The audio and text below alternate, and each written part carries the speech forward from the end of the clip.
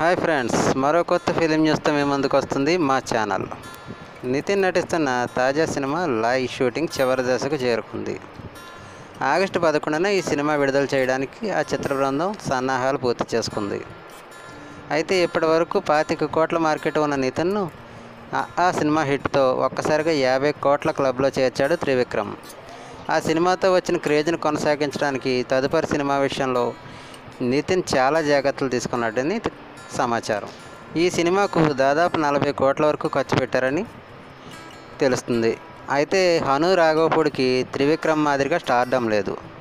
నితిన్ తనకున్న క్రేజ్ని బట్టి 25 కోట్ల వరకు రాబట్టగలడు. సో ఇప్పుడు త్రివిక్రమ్ లేకుండా 50 కోట్ల కలెక్షన్ రాబట్టడం మామూలు విషయం కాదు. నిర్మాతలు పెట్టిన పెట్టుబడికి కనీసం సినిమా థియేటర్స్లో 50 కోట్ల షేర్ను వసూలు చేయాల్సి ఉంటుంది.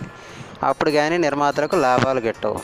కమర్షియల్గా దర్శకుడు హను రాఘవపూడికి పెద్ద సక్సెస్లు కూడా లేని నేపథ్యంలో నిర్మాతలు ఏ సాహసంతో ఇంత భారీ బడ్జెట్ను పెట్టుబడిగా పెట్టి సినిమా చేశారో అంత చిక్కని ప్రశ్న. అంతగా లై సినిమాలో ఏముందా అనే ఆసక్తి కూడా అందరిలో కలుగుతుంది.